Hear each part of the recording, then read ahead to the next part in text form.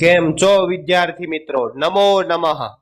ધોરણ 9 વિષય સંસ્કૃત, પાઠ નંબર 12, સુભાષિત સપ્તકમ, 7 સુભાષિતો નો આજે આપણે અભ્યાસ કરીશું. પ્રસ્તાવનાનો ખ્યાલ મેળવીએ. સુભાષિત એટલે સુંદર ઉક્તિ અથવા બોધવચન. સંસ્કૃતના સુભાષિતોની અનેક વિશેષતાઓ છે.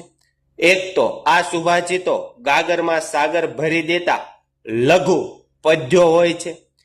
તેથી જનજનના કંઠે ગવાતા રહીને સતત વહેતા રહે છે અને વ્યક્તિને જીવનનું ભાથું પૂરું પાડે છે. બીજું, સંસ્કૃત સુભાષિતો વૈશ્વિક ભાવનાના પોષક અને તોષક છે તથા સાથે સાથે ભારતીય સંસ્કૃતિના ઉદાત્ત વિચારો અને સંસ્કારોના પ્રવાહક પણ છે. આપણા પૂર્વજ વિદ્વાનોને પોતાની દીર્ઘદ્રષ્ટિથી તે જ વખતે જે જીવન મૂલ્યોની પ્રાપ્તિ કરી હતી તેને આગામી પેઢી સુધી પહોંચાડવા માટે આ સુભાષિતોની રચના કરી છે અને તે પ્રજામાં સુપ્રસિદ્ધ પણ થયા છે.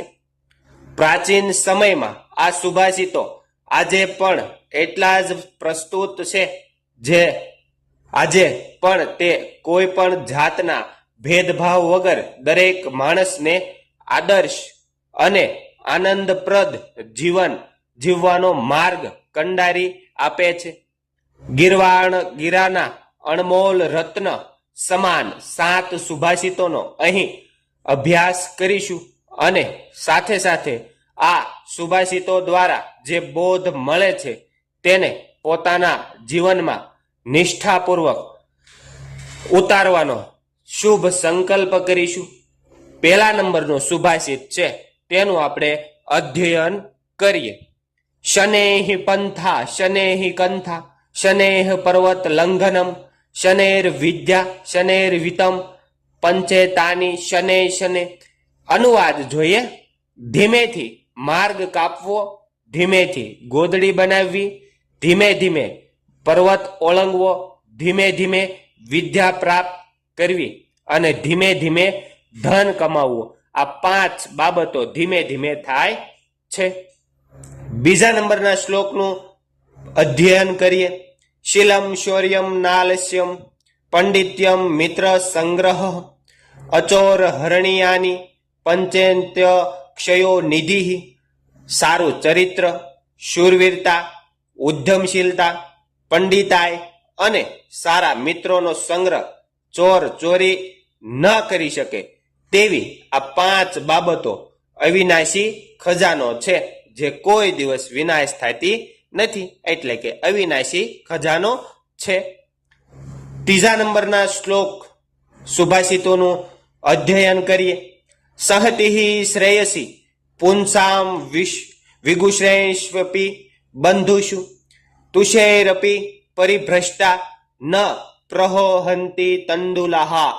વિરોધી ગુણ ધરાવનારા સગાઓમાં પણ માણસોને એકતા કલ્યાણકારી હોય છે. કુશકાઓથી છૂટા છૂટા પડેલા ચોખાના દાણા ઉગતા નથી. ચોખાના દાણાનો ઉદાહરણ આપી અને અહીં સગાઓની વાત કરવામાં આવી છે. ચોથા નંબરના શ્લોકનો અનુવાદ જોઈએ અને શ્લોક જોઈએ. નાસ્તિ મેઘસમમ તોયમ નાસ્તિ સાત્મ સમ બલમ નાસ્તિ ચક્ષુઃ સમ તેજો નાસ્તિ ધાન્ય સમ પ્રિયમ. જોઈએ અનુવાદ. મેઘ સમાન જળ નથી, આત્મ સમાન બળ નથી, આંખ સમાન તેજ નથી અને ધાન્ય સમાન પ્રિય કોઈ બીજું વ્યક્તિ નથી. જોઈએ 5મા નંબરનો સુભાષિત. સત્યમ તપો જ્ઞાનમ મહિસંહિતા ચ વિન્દ્રમ પ્રણાનમ ચ સુશીલતામ ચ એતાની યો વિદ્ધતાની સ વિદ્વાન ન હેક પક્ષો વિહગઃ પ્રયાતિ. પક્ષીઓનું ઉદાહરણ આપવામાં આવ્યું છે વિદ્યાર્થી મિત્રો. 5મા નંબરના શ્લોકનું અનુવાદ જોઈએ. સત્ય, તપ, જ્ઞાન, અહિંસા, વિદ્વાનોને પ્રણામ અને સુચરિત્રતા જે આજે બધું કરે છે તે જ વિદ્વાન છે.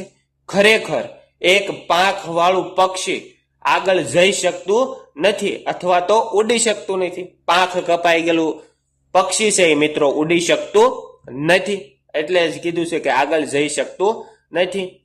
6 નંબરના શ્લોકનું અધ્યયન કરીએ.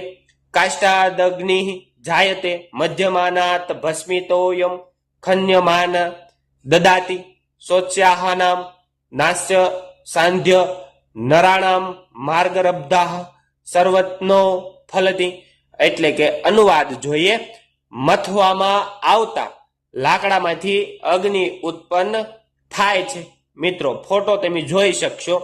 ખોદવામાં આવતી ધરતી પાણી આપે છે. મિત્રો બોરવેલથી આપણે છે એ પાણી પણ કાઢી શકીએ છીએ ધરતીમાંથી, અથવા તો કૂવો ખોદવામાં આવે તો પાણી નીકળે છે. ઉત્સાહિત માણસોને માટે કંઈ પણ અસાધ્ય નથી.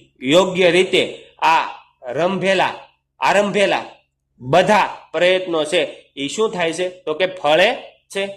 ઉત્સાહથી કામ શરૂ કરીએ તો બધા જ આપણા પ્રયત્નો છે, આરંભેલું કાર્ય છે એ હંમેશને માટે સફળ થાય અને એ પ્રયત્નનું ફળ છે એ આપણને મળે છે. 7મા નંબરના શ્લોકનું અધ્યયન કરીએ. પાત્રમ ન તાપતયતિ નૈવ મલમ પ્રસૂતે સ્નેહમ ન સહરતી નૈવ ગુણાક્ષિણોતિ દ્રવ્યાવસાન સમયે ચલતામ ન ધતે સત્પુત્ર એષુ કુલંબ સગ્નિત કો અપી દીપઃ. પુત્રની વાત કરવામાં આવી છે, સત્પુત્રની, કે સારો પુત્ર કેવો હોવો જોઈએ. અનુવાદ જોઈએ. આ સત્પુત્ર કુલ રૂપી ભવનમાં કોઈ અવિરણીય દીપક છે. પાત્રને ગરમ કરતો નથી, મેષને ઉત્પન્ન કરતો નથી, સ્નેહને ખતમ કરતો નથી, દ્રવ્યનો નાશ થતા ચલિત થતો નથી અને ગુણોને ક્ષીણ કરતો નથી. મિત્રો આ તો 7મા નંબરનો શ્લોક. અહીં આપણું 12મા નંબરનું જે કાંઈ ચેપ્ટર છે એનું અધ્યયન પૂર્ણ થાય છે સંપૂર્ણ સમજૂતી સાથે. જો વિડીયો ગમ્યો હોય તો લાઈક, સબસ્ક્રાઇબ અને શેર કરવાનું ભૂલતા નહીં. મળીએ મિત્રો આગલા વિડીયોમાં. આભાર, થેન્ક યુ, ધન્યવાદ.